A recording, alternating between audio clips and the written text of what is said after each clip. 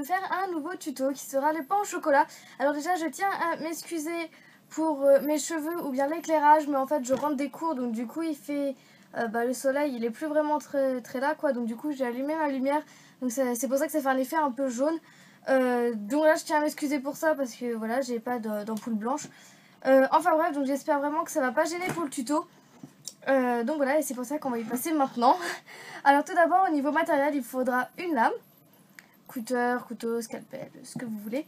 Ensuite matériel pour texturer, donc moi je vais prendre une boule d'aluminium. Voilà, c'est un petit bout d'aluminium. Vous pouvez prendre aussi une brosse à dents, mais bon pour l'effet viennoiserie pardon, je préfère l'aluminium. Je trouve que ça fait mieux l'effet. Et ensuite, alors niveau fimo, je vais utiliser du chocolat, donc numéro 75 en soft, et de la pâte à gâteau, donc qui est un mélange d'ocre, de blanc et de nacre. Donc si vous voulez la vidéo du mélange, vous pouvez aller cliquer sur le petit carré qui est là. Ne vous en faites pas, ça s'ouvre dans une nouvelle fenêtre et ça fera pause à la vidéo. Donc voilà, après avoir visionné cette vidéo pour certains, vous allez tout simplement malaxer la pâte. Donc voilà, après l'avoir un petit peu malaxé, je vais en fait en faire une boule, puis en fait je vais faire un carré aplati, donc j'en forme un petit peu un boudin. C'est pas grave du tout s'il y a des fissures, des traces de doigts ou autre, parce que c'est vraiment que le début et ça va pas gêner pour la suite. Je tiens à le préciser. En fait vous allez former un peu un rectangle.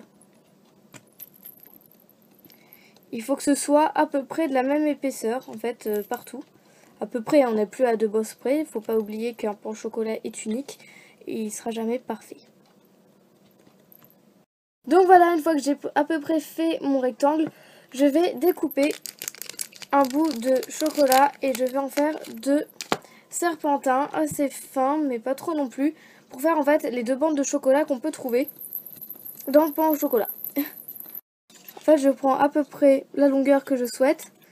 Donc je dirais ça, je laisse légèrement dépasser parce que j'aime bien laisser dépasser un peu de chocolat. Puis en fait je vais en faire une deuxième de la même longueur.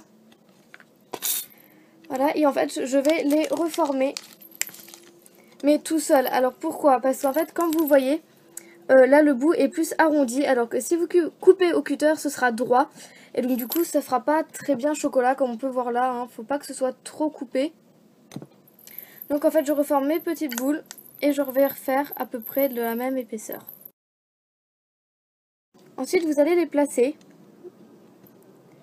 sur votre pain, enfin sur votre pâte. Et en fait, vous allez replier. Par contre, là, en fait, j'ai mis trop de pâte à gâteau. Donc voilà. En fait, vous allez replier un côté vers l'intérieur. À peu près comme ceci. Puis, vous allez replier de l'autre. Donc moi, je vais juste un peu plus. En fait, je n'ai pas laissé beaucoup de longueur. Donc du coup, c'est pour ça je raplatis. De toute façon, ce sera texturé, donc ça ne s'aidera pas. Puis en fait, je vais replier sur mon bout de chocolat. Voilà. Alors ce qui est très important, comme dans la première étape, vous avez vu que j'ai pu laisser un petit écart.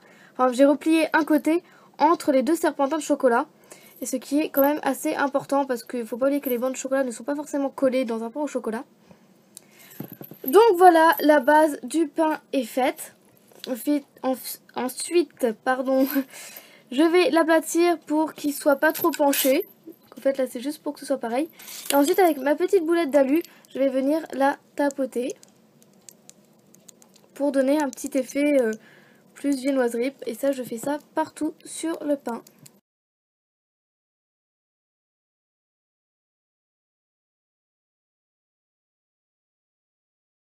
Et voilà. Alors, le pain au chocolat, ou du moins la texture est terminée. Ensuite, pour ceux qui le souhaitent, vous avez juste à rajouter un petit effet cuit. Donc, vous pouvez le faire à la peinture, à la pastel, comme vous le souhaitez. Il existe différentes techniques. Donc là, je vous le montre plus en gros plan. Parce qu'en fait, avec la lumière, on voit pratiquement que dalle. Donc, j'espère que ça va pas trop vous gêner. Je suis désolée, franchement. Donc voilà, j'essaie de le rapprocher un peu plus. Voilà à peu près la texture. Donc, pour ma part, ça me convient. Ensuite, pour ceux qui veulent, qu'ils souhaitent, comme je vous ai dit, vous pouvez rajouter un petit effet cuit, un petit effet de cuisson, avec de la peinture ou bien de la pastel, comme vous voulez. Et ensuite, bah, vous pouvez mettre un clou ou bien le laisser comme ça. Moi, je crois que je vais laisser comme ça parce que je vais mettre en bas. J'espère que cette vidéo vous aura plu malgré vraiment la qualité médiocre de cette vidéo. Je tiens à m'excuser pour cela, mais en fait, mon téléphone a vraiment un petit peu du mal à filmer dans le noir. Malgré que j'essaie de faire ça avec le dernier rayon du soleil qui me reste. Comme je vous ai dit, je rentre de cours et tout. Je suis vraiment désolée, j'ai pas eu le temps de m'occuper de la vidéo de samedi. Enfin bref, donc je la fais en fait assez en rapide. Donc je tiens vraiment à m'excuser pour ça. Je vais me rattraper sur les prochaines vidéos. Et même pour commencer maintenant, je vais me rattraper pour vous dire que lundi, il y aura une nouvelle vidéo. Alors pourquoi lundi et non mardi? Tout simplement parce qu'il y aura 3 vidéos. Il y aura une vidéo lundi, une autre mercredi et une autre samedi. Alors je vous laisse sur cette vidéo et on se retrouve lundi à 18 h pour la nouvelle.